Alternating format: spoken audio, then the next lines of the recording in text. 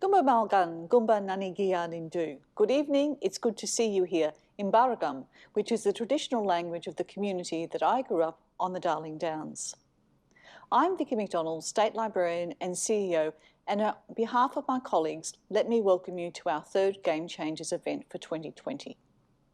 I begin by acknowledging Aboriginal and Torres Strait Islander people and their continuing connection to land, and as custodians of stories for millennia. Here at State Library, we are inspired by this tradition in our work to share and preserve Queensland's memory for future generations. I would like to extend a warm welcome to our speakers, Matthew and Daniel Tobin, founders of Urban Art Projects, our facilitator, Ray Weeks, CEO in residence at the QUT Business School and chairman of the CEO Institute of Queensland, members of the Library Board of Queensland, the Queensland Library Foundation Council, and the Queensland Business Leaders Hall of Fame Governing Committee. I also welcome our founding partner, the QUT Business School, and our generous sponsors, Pitcher Partners, Channel 7, Morgans, NAB, and RACQ, as well as our friends and supporters of the library. Firstly, thank you for joining us online today. It's great to have your company. Game Changers brings together innovative leaders from business, technology, and creative industries who encourage us to dream big. It is an initiative of the Queensland Business Leaders Hall of Fame, presented in partnership with QUT Business School. The Queensland Library Foundation is a founding partner of the Hall of Fame and works to support our many community projects and services. If you have the means, please consider donating in support of our work and projects. All donations, $2 or more, are tax deductible and every dollar goes towards our projects. This afternoon, we are hearing from Matthew and Daniel Tobin, whose collaborative approach to business propelled them from humble beginnings into the global spotlight with their public art and architectural design solutions. With incredible artworks in public and private spaces in over 50 cities across the world, their contribution has mesmerised and uplifted many. The spectacular Black Opium installation by Fiona Foley in the State Library Knowledge Walk continues to inspire me every day. It is a beautiful and important reminder of the work that still needs to be done in documenting and preserving Aboriginal history. Fabricated by Urban Art Projects, Dr. Foley's installation is enjoyed by the thousand. This afternoon's conversation is broadcast across both Facebook Live and our website. I encourage you to ask questions during the broadcast by adding them to the comments field on either platform. Ray will do his best to get to them as many as possible. If for some reason you experience connection difficulties on our website, try heading over to our Facebook page to view the talk there. Enjoy the discussion. Thanks, Vicky, and good afternoon, everyone. Welcome to this Game Changers conversation with Matt and Dan Tobin of UAP, the co-founders of UAP. Matt's the managing director, and Dan is the creative director of UAP. And as Vicky said, this is one of Australia's great business success stories. Based in Brisbane, UAP has operations in Shanghai and New York and has had amazing international success with installations in over 50 countries in the world. It's a fascinating story, this, of how two brothers are conquering the international urban art scene.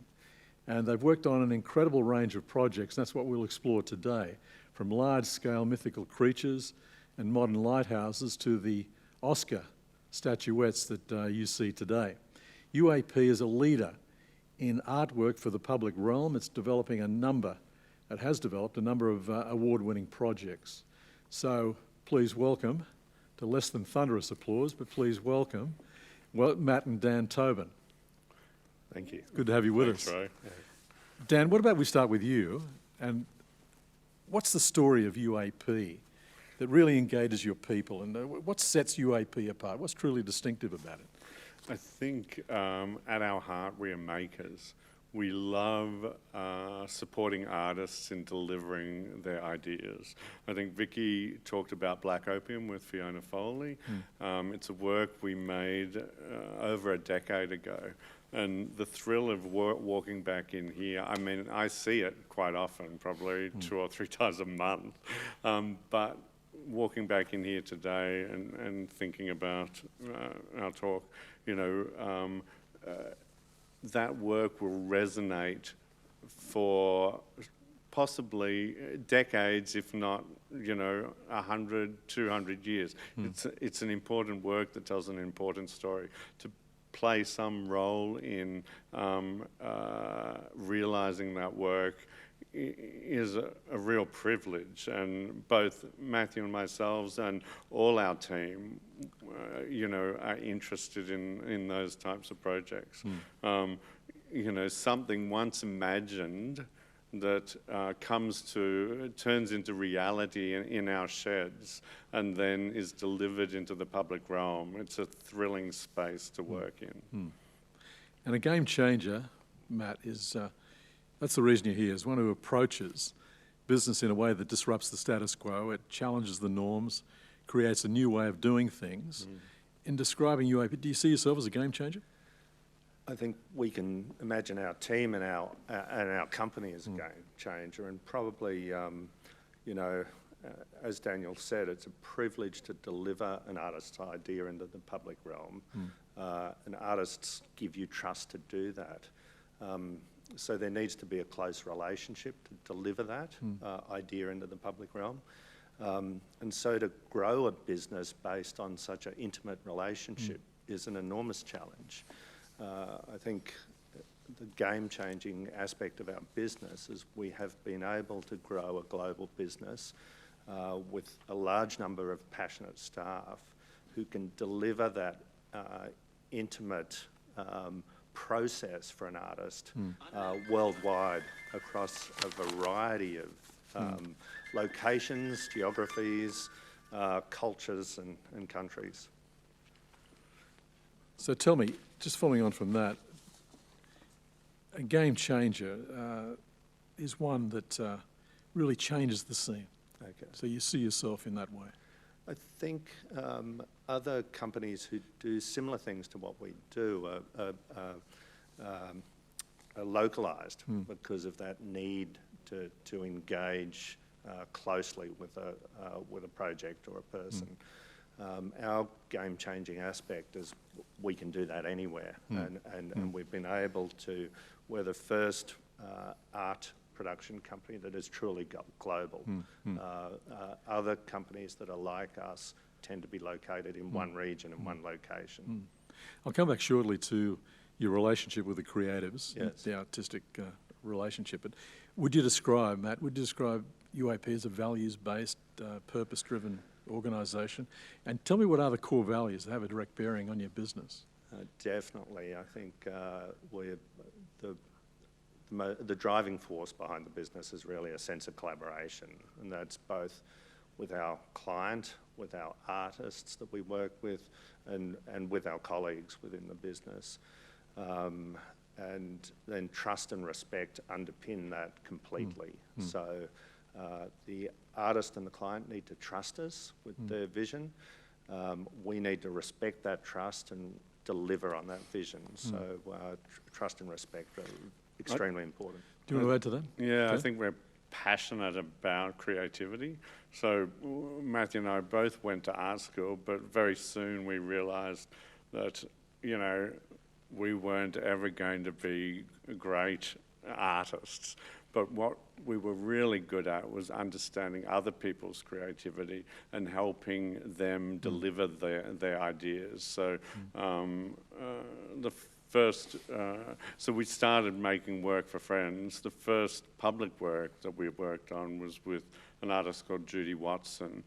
So that was back in the early 90s for a project in Sydney, Casula Powerhouse.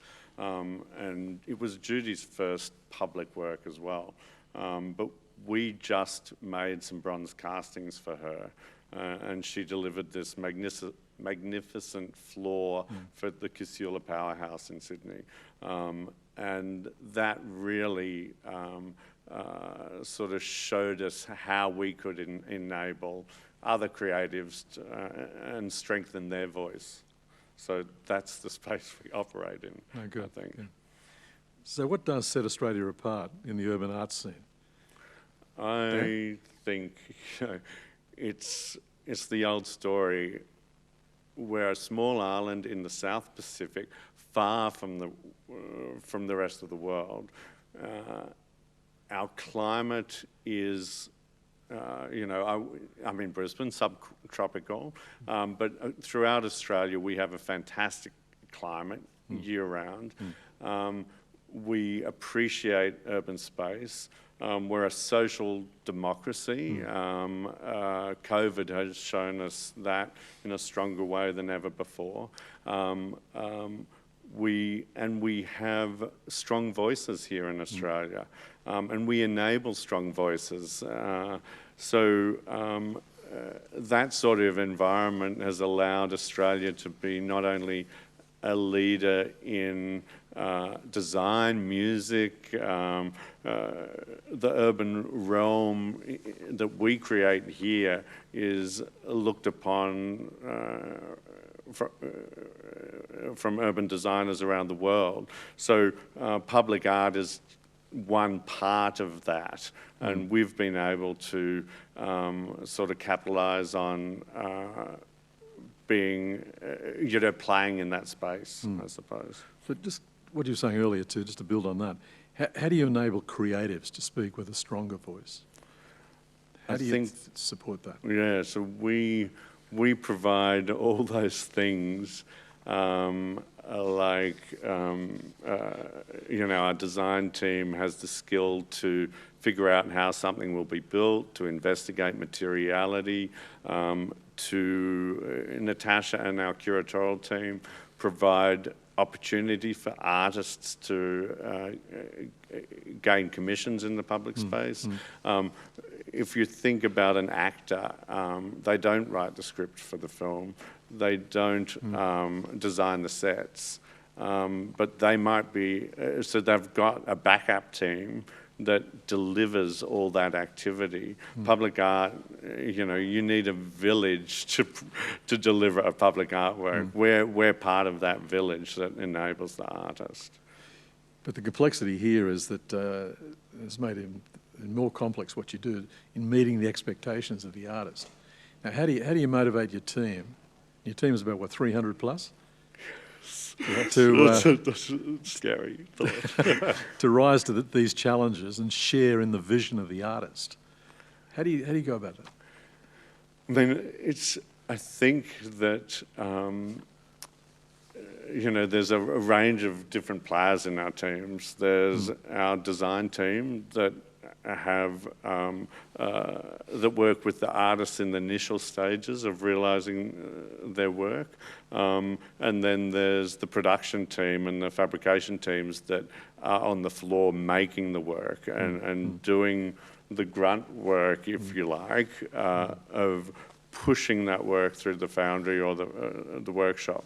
The artist is engaged in every step of that process. So our team's meeting with the artist, understanding the story behind the work, and being part of the team that will deliver that vision.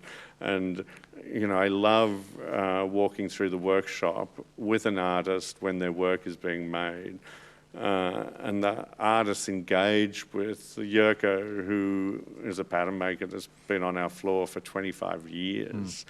He's an art graduate himself, so he understands too the layers of creativity that's important for the artist. So I think it's about understanding stories, and then you can deliver well. So the story of UAP we've spoken about, what really engages your people. Matt, what do you see as the story of UAP? What is it that really brings them behind you, brings them with you? I think I think it's, I do bring it back to the work we do and what attracts people to that work. You go home satisfied every day. Right. Every day when you walk into the shed, there's something new. So we think about our staff as explorers. Like there's always something different to think about, another problem to solve. I think what engages our team and brings them with us is that desire to do better all the time and look for the next challenge. We have a huge number of staff who just want the next challenge, want to find the next problem to solve, and the next thing of beauty to create. So I think it's the work that drives us all to do better. And in terms of the work, how do you continue to innovate and keep generating these creative breakthroughs? I think we as I said, we're explorers. So we enable people within our team to come up with ideas and experiment. And so a number of years ago, I'll frame the answer in a story. A number of years ago, one of our team said, we need to engage with technology, because basically our sheds are at the moment are traditional. They cast bronze, and bronze has been cast for, or core to our business is casting bronze, and bronze has been cast for 5,000 years. So, at the moment we've in the third year of a project where we're adopting the new tools of our trade, and our artists drive us to do that as much as our team. So we're now working with AR, VR, with robotics, and we're working on a project with the university to teach the robots to see. And all that technology, the way we talk about that technology, it's just the latest tool. Why wouldn't you use the latest tool to create the most exciting things you can? So. And these tools, these vision-enabled, agile, adaptable robots, they're creating employment, aren't they? Yeah, definitely. So every piece of technology we've added to our workshops, we estimate we've employed 6 to 8 more people. And we're changing the skills of our workshop team. So we're removing some of the dirty and dumb work, and we're upskilling our team members to program and work with these tools. And in cost terms, it's cost competitive. It makes you competitive. So we've onshored enormous amounts of work to Australia. So 3 years ago, before the project started, 35% of what we sold in Australia, we made in our Chinese workshops. Today, 7% of what we sell in Australia is made in our Chinese workshops. So that technology enables us to bring work back into Australia. Let's talk about leadership for a moment. We'll start with you, Matt, too. The leadership that matters most to you both, what is it? And is there one characteristic you believe that every leader should possess? Yes, so I think what you should be frank, and you should be honest, and you should be clear. But I think the biggest thing as a leader you have to do is admit and own your mistakes when you make them. So not pretend it didn't happen. Confess that you've made a mistake and try and help solve it. So. Good. And the future of leadership in the design and creative industries, what's it look like? I would throw that to you, Daniel. For us, we've just turned 50, and for me, with our team, especially in Australia, it's about stepping back a little bit and allowing the emerging leaders to come to the fore. We've got very exciting members of our team. I suppose it's don't stifle others in your team and let them start to find their voice and discover the things that will make them the great leaders of the future. Yeah, I think one of the things that leaders have to understand is often there's people in your team who are much better at doing something than you are, and much smarter and more connected with what's happening in the world today, and enabling them to step up and take the company to the next exciting place. Something we've said here a few times in this forum: surround yourself with the best people, make your expectations clear, and then constantly demonstrate your trust and confidence in their capacity to deliver. I mean, that's you two down to you, isn't it, in your leadership? Yeah, I think our dad used to say all the time, and I'm sure everyone knows this, is employ someone that's going to take your job. Like, that's what you need to do. My dad's not very good at it, but hopefully we're better at it than he is. So as brothers, and I'll start with you, Dan, as brothers, how have you managed to work so well together and avoid stepping into each other's domains? Over the last 27 years, we've mostly been in different cities, so that's been... or different countries. Or different countries, yeah, exactly. But from a serious point of view, I think, you know, in the early stages of our business, we both tried to be good at everything. And that clearly wasn't the right path. At some point, I don't remember when, but I admitted that I knew nothing about business. I don't care about budgets, I don't care about programs. All I care about is protecting the creative intent of the project. So that enabled us to lose a lot of money consistently. Matthew is much more driven, you know, sensible. You know, his job is about making our business sustainable. So Matthew protects both our clients and ourselves and makes sure the business is viable, I suppose. If I was running it, we would have crashed and burned years ago. So maintain these financial disciplines. Yeah. How do you keep him under control? Oh, look, it's He has a team with big sticks. I think you know, I'm the pragmatist. So it's all about just providing a stable financial platform for the creatives in our business to explore and to test and try new things. And we work as hard as we can to control the budgets to make sure as much can be delivered as possible. That conversation is sometimes difficult, sometimes hard, and sometimes difficult, sometimes hard, sometimes difficult, sometimes easy. Yes. So, but we try never to compromise on the creative intent. Our viewers would want me to ask this question, which is, what's been the impact of COVID-19 on your business? And Matt, how have you adapted? It's been very dramatic. So, but you know, we're lucky in our industry. We're better than if we were an airline or in the travel industry. There's lots of people who've been impacted much more dramatically. But in Shanghai, our entire operation was shut for 2.5 months. In New York, for a little over 3 months. We were lucky in Australia. We never completely shut down.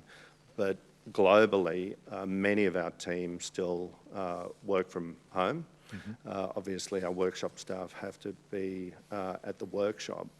But I think the greatest, and we're back and running again, but the greatest impact, I think, is the uncertainty our entire team feels.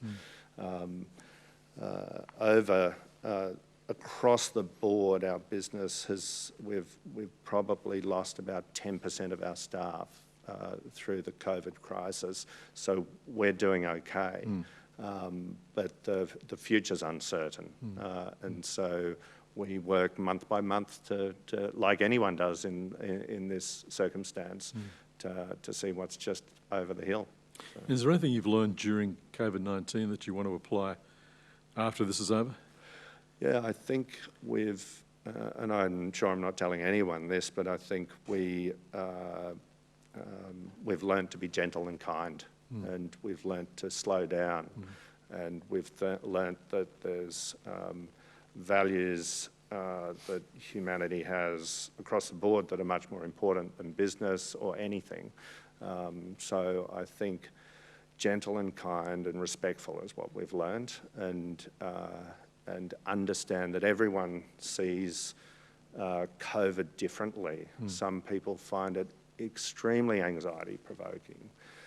Some of our team are happy to be at home 5 days a week. They love it. Some of our team must be at the office 5 days a week because home isn't where they should be.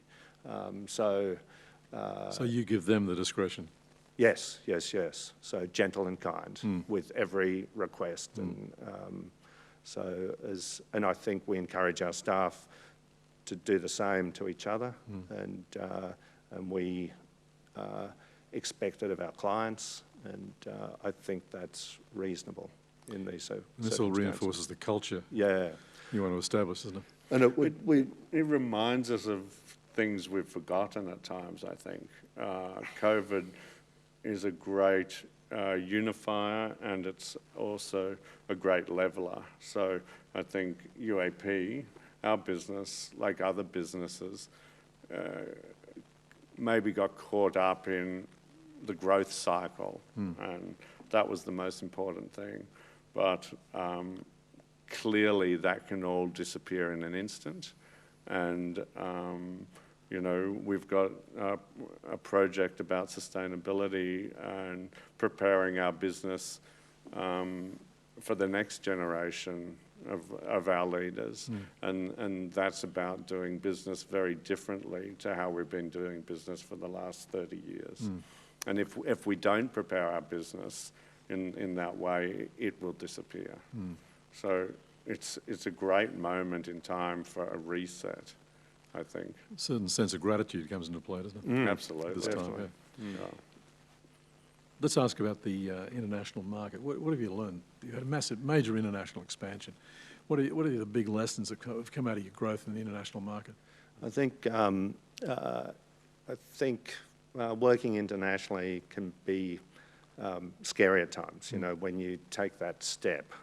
I remember being on a flight to LA, and Daniel had started our first international office in LA, and I can remember flying in, and you see that enormous city and all those lights, and I thought, who the hell are we kidding? This is ridiculous.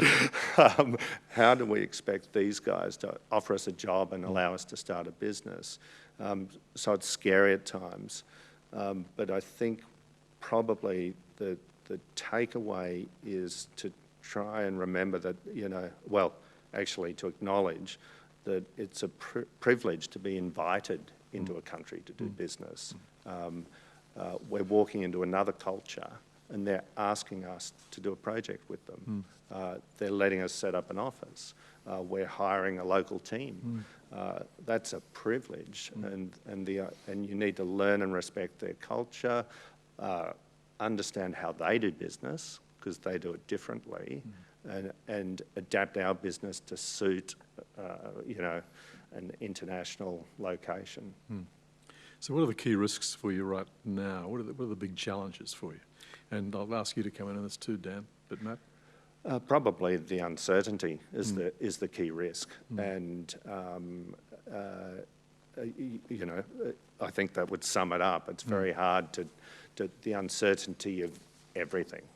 So we've been unable to travel to our locations, New York or Shanghai. Our local teams run those. We've been unable to travel to our clients in the Middle East. I think probably my sense is the biggest risk is the exhaustion for our entire team of changing the way we inhabit the world. That's hard work, and it's tiring, and we can see what's happening in Melbourne. So I think that's, it's just the new normal. What is it? That's the biggest risk. How do you see that? I probably look more on the bright side and talk about the opportunities. I let Matt do the worrying. And then I think there's a vast amount of opportunity there as well. Both our teams in New York and Shanghai are showing strength that, maybe we thought they didn't have, but they certainly do. They've all adapted to the new environment. They've adjusted and changed the way they work. We certainly do a lot online now, but the voices that are speaking back to us are strong and determined. and in the Middle East and other places, we're finding new partners to work with, businesses that would not otherwise be collaborative are being more collaborative. Everyone wants to help each other through the process. So projects emerge out of that environment. So there's lots of positives that are happening as well. So what drives you? Let's start with you, Dan. Is there a central purpose or burning desire? What drives you? I think the next big thing, Right. the next artist to meet, the next conversation to have, the things I love, why I get up in the morning is to, walk through the workshop with an artist that we're delivering a project with. Judy Watson is an Indigenous artist here in Brisbane. We've been working with her for 27 years. We're delivering a project with her in Sydney at the moment. I love the conversations that we have. I love understanding how she wants to see her work delivered. And it's exciting to be in that space and working in that way. So Matt, come back to you. What's the biggest mistake you've made or regret you have, and what have you learned from it? I think life is just a series of mistakes followed by successes, or successes followed by mistakes. So I don't know about the biggest one. There's certainly been some big ones, but I think reframing a mistake as a learning experience is our way of approaching the world. I think both of us do, and it's about then the next challenge. I suppose if I had to pick one, it would be a total misunderstanding of culture. So on a very early job in Shanghai in China, I briefed a client on how we would install the work, and the client said, "No, I think it would be better done this way." And I said, "Oh no, I think we should do it our way. This is a better way." And the client said very, very politely, "No, I think we should do it this way." And I tried again, and I just didn't understand that it was easy to say, "Yes, we can do it your way. That's fine." But I was, a stubborn, young foreigner sitting across a table just thinking I had the better way to do it. I just had a different way of doing it. So that taught me, and that lovely client reminded me, Years later. for the next 6 months of how I had interacted, and that taught me a lot about respecting a different way of working. Of course. So.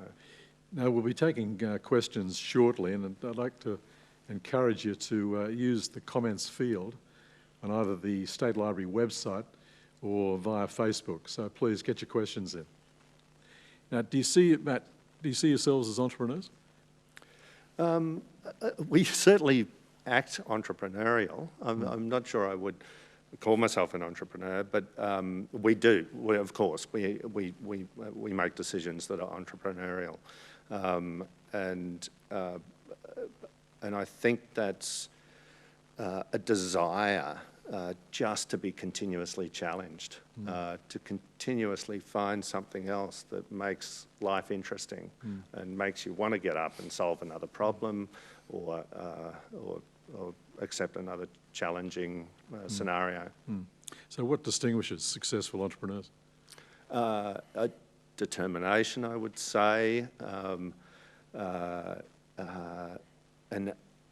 understanding that you're completely fallible. Sometimes you're right, sometimes you're wrong, and often you're wrong. An ability... You're never satisfied. Yes, that's half the problem. I think that's like you always want to do better. So there's no... You'd like to be satisfied at some point, but... There's no end goal. Yes. Yeah. Tragically. So It's the journey. Yes, it is the journey. It's the process. It's so much more fun to be engaged in the next, more interesting journey.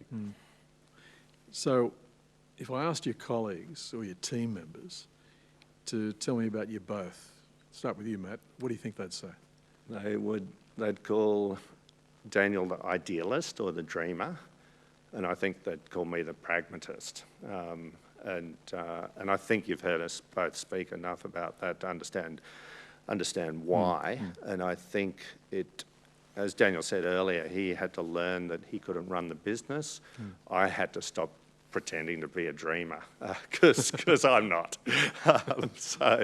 And I think when we reach that realisation, doesn't mean I can't communicate with a dreamer. The staff that we have that are dreamers, I find extremely engaging.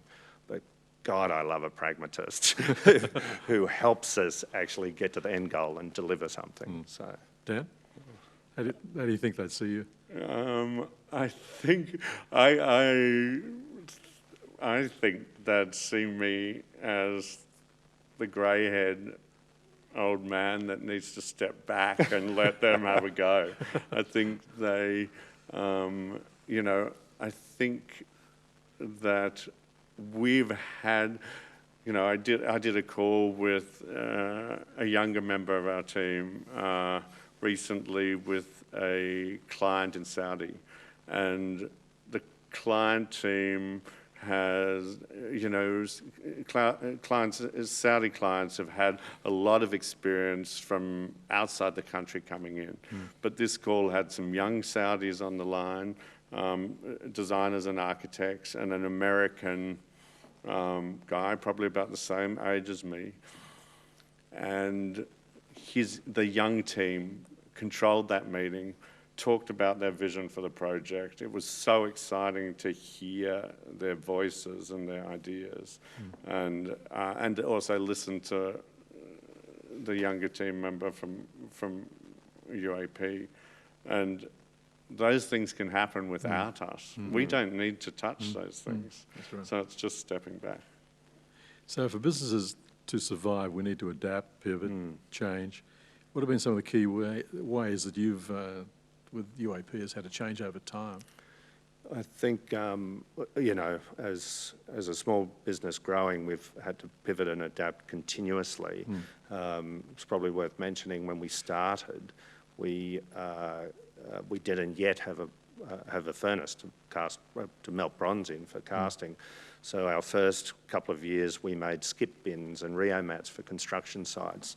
So our first pivot was to actually make something that was entirely not art, to make us some money so we could build a foundry that could make artworks. But over time, we've had periods of growth and periods of shrinking. You just, you just need to pivot with what you know, I suppose. You can't control the external environment. So when a global financial crisis hits, you might have to shrink. When the construction market's booming, you can grow. So I think being nimble and adaptable is about reacting and controlling the things you can to whatever the external environment is throwing at you. But constantly reviewing your strategy, your business model. Yeah, so our strategy is, we have a living strategy. It's we call it a 3-year strategy, but it's rolling, and we review it. It's rewritten, or well, updated every 4 months. So 3 times a year. It's shared with our teams, and it's just keeping the business nimble, turning things on when we can and turning things off when it's not working. Good. So build that flexibility. With thousands of collaborations under your belt, you've worked on a variety of projects. What I mentioned earlier, Dan, from large-scale mythical creatures, modern lighthouses, to the Oscars statuette we see today. So what's been your greatest achievement? Just keeping the business going, really, keeping it alive. And but I think it would probably be the relationships we've built with artists. Lindy Lee is a great example of someone that we've worked with over a long period of time. We've developed a huge amount of trust. We understand each other We can pick up the phone to each other at any time, help, to talk about a project or just life, and there's a simpatico and an understanding about Lindy's practice and her desires from an artist's point of view, and my interest in the making of that work and delivering projects. So I think and that happens time and time again with other members of our team and the relationships they develop. It's that working relationship, it's being part of that process, it's being part of something that's bigger than you. It's the art of making, it's all those things. And you now have international studios, we've spoken about, but your first studio was here in Brisbane, and you continue to operate out of Brisbane. So what do you think of the business opportunity unique to Queensland startups, and what is it that keeps you here? I think Daniel covered a little bit of that, but what keeps us here, or maybe it doesn't keep us here all the time, we leave, but we're drawn back, is ultimately Brisbane's home. And Brisbane's a bloody good place to live. So Shanghai's exciting, and the food's spectacular, and the people are wonderful. New York is the same, and any other place we've been to. But I think Brisbane's home. But I would reiterate, we're small. We're a small island at the bottom of the globe. And we think innovatively, because to survive as businesses or to survive as people, we need to do interesting things, and we have a freedom of the way we think and live that we can take with us wherever we go, and it just changes the way we engage in the world. I think innovation comes out of Australia. We punch well above our weight globally, because it's in Australians' DNA, I think. So Dan, what do you think? Yeah, I totally agree. I think that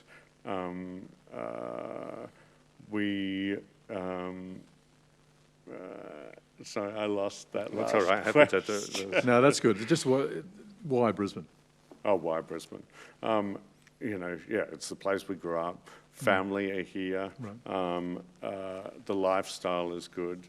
But we, going back to that social democracy that we live in, this place we call home, that,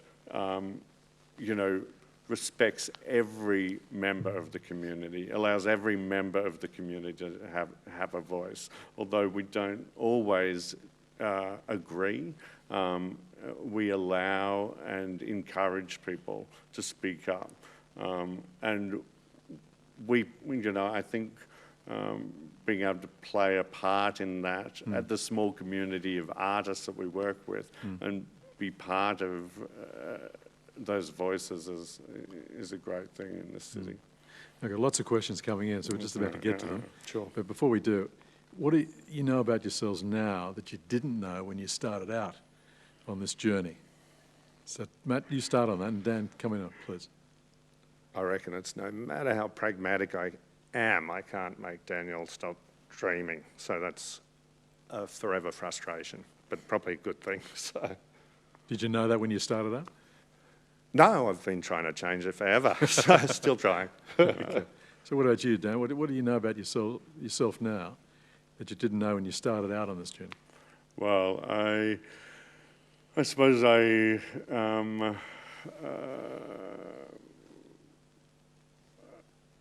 suppose it's the work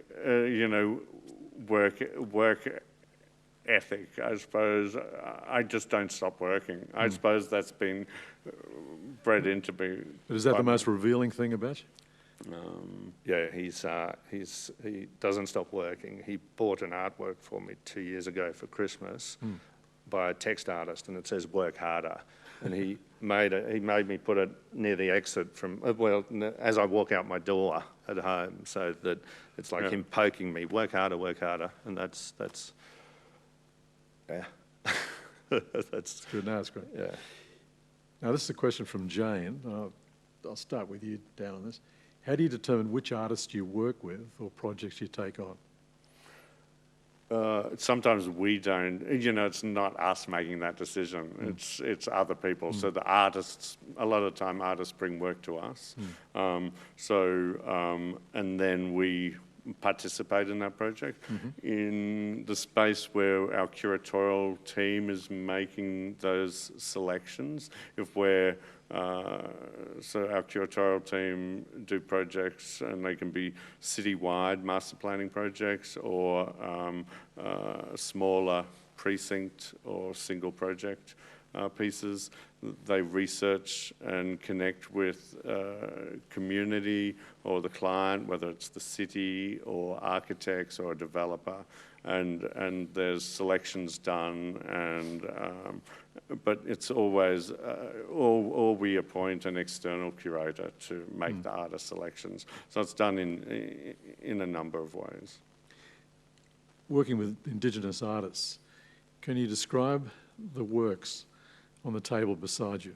So this is an artist called Lena Yarankura, and we were introduced to Lena in around 2000 or 1999 by Judy Watson. Lena lives up in Maningrida in Arnhem Land, and so these are fibre works that she made many, many years ago that are part of our collection. But we've been collaborating with Lena and her husband Bob and Maningrida Arts and Culture for 20 years, I suppose, and making work. We're making work for Lena at the moment for a private client in northern New South Wales, a collection of camp dogs. But the first work we made for her is in the collection of the National Gallery of Australia. So it's a smaller piece than the large public works we do with her. Understood. So in your international expansion, which market's the most challenging? Wow. So I think that's a difficult question in some ways. I would say that working in the US initially was the market we probably had the most culture shock, because you go to the US thinking it's just like us. We'll see a reflection of ourselves, and it is completely not that. I think China is easy in some ways and hard in others. You have the challenge is the language and the communication, but the way in which the Chinese work and the way in which you operate is very respectful, very trustworthy,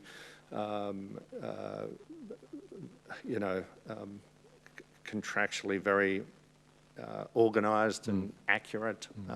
So China feels a safe place to work, albeit some of the politics that are going on at the moment aren't so great.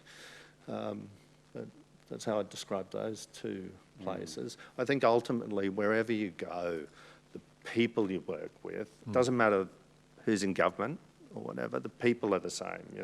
You find out all they want to do is be challenged by their job, they want to fall in love, maybe have kids. Humans are the same everywhere, and we just work with humans. There's a structure behind that might have other things going on, but we're working with people when we work there. We're working with artists and clients who are passionate about putting something in a space that tells a story. So the challenges can be overcome. So what were the biggest cultural differences between, say, New York and where you came from in those early days? I think it's it's part of the shock in being in America is the cultural shock of the way society operates, and the things that we accept are normal, like free healthcare, don't exist, and those and the gap between the rich and the poor. I think those things, when you're delivering what can be considered luxury items into the public space, and you see an enormous disparity between the way people live, that's confronting. So I think it's that cultural sense. And in the US defence, the construction companies are gentlemen or gentlewomen. The discussions with construction companies are so polite and clients, whereas in Australia, the construction industry is quite an aggressive industry to deal with, contractually as well as every other way. So another question that's come in. What's the next big technology or tool which you'll foresee adopting and integrating into your fabrication workflows? Primarily AR and VR. So people think about augmented reality as a tool for just viewing something in a space. Our welders now use AR goggles, so the HoloLens, to see an artwork in front of them as they make it, as they fabricate it. They don't need drawings on paper. And we can have an artist be in a HoloLens in New York and see what our fabricator in Australia is doing to their artwork. So it's just a better and better communication tool. And from a commissioning point of view, there's AR artworks being commissioned for the public realm. So fabrication is not needed in that. So you're creating virtual works that exist in space, and people will view them through their digital device. So there'll be collections of works. Some will be built, some will be virtual. So with these continuing innovations in design, technology, manufacturing, and business practices, what excites you about the future? And just explain, take us through that first, and I'll come back to one other role. I think, you know, there's 7 billion people in the world. There's a mass migration to cities and urban centres. So our public spaces are some of the most important places, aside from the natural environment that we need to support and protect. But our urban spaces and public spaces are where people will gather, socialise, where our society's culture's expressed. And so creating works, no matter whether they're virtual and they're temporarily, like Florentine Hoffman's Finches for Brisbane Festival, or they're permanent bronzes, like Judy Watson's Tow Row outside Quagoma. These are pieces that will have resonance with communities in our cities, which speak of our culture, which reinforce our values. Like, it's such an interesting place to play in this century. So if there was one piece of urban art that you wish you'd done yourselves, what would it be? There's so many. Is there one of it in a city in the world? I think there was a little dog in Melbourne at their town square. It's not there anymore. They took it away. I think they took it away for time and put it back. Okay. And it was just this, I can't even tell you the artist who made it. That's terrible. But tiny little work, and it was a dog smiling up at you, like, didn't look realistic. It was like a cartoon dog turned into 3 dimensions. But it made me smile every time I walked past it, made you want to touch it. And if you've watched people walking by, they loved it. And I think if there was one in the early days, that would have been it, because it just nailed it. It engaged people. It just made them happy in the flux of their daily life, you know. What about for you, Dan? I think, you know, I'll flip to the other side then and talk about monumental pieces of work.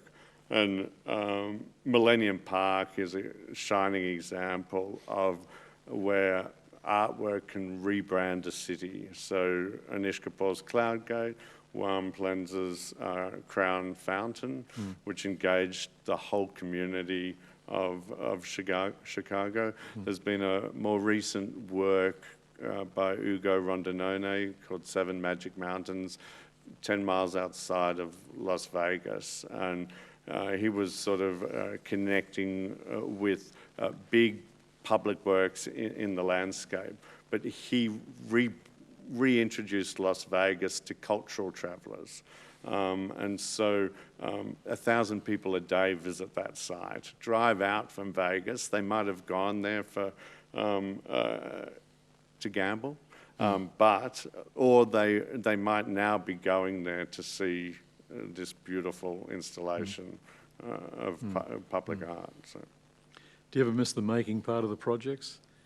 If yes, how do you satisfy that urge to make? I think we're on the factory floor every day, so we don't physically necessarily make things, but right. we're beside the makers that do.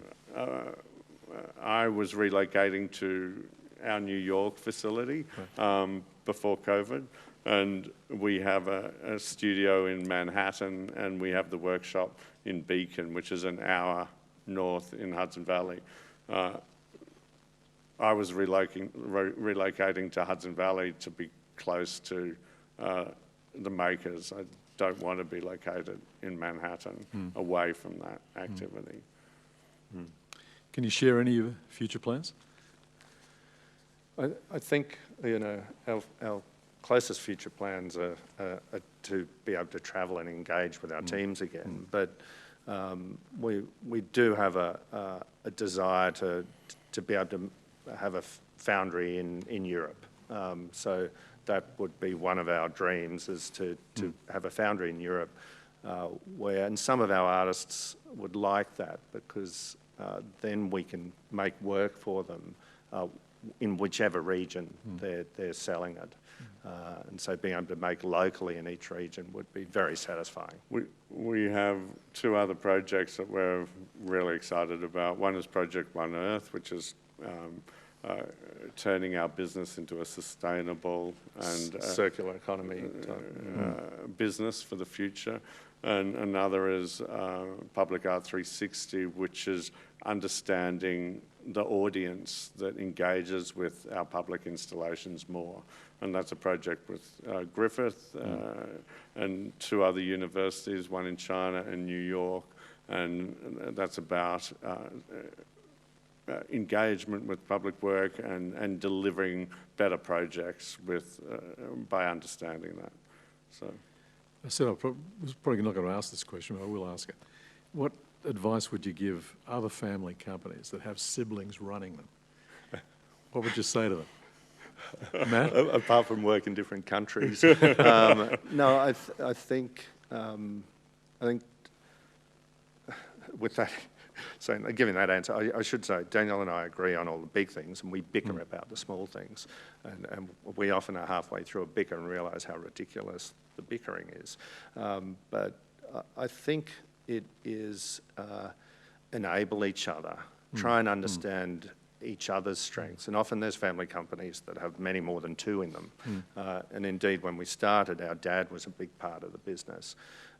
So it's about just respectful engagement, as you would across the dinner table at home when you're growing up. You have to stop and really listen to what someone might be telling you. Dan?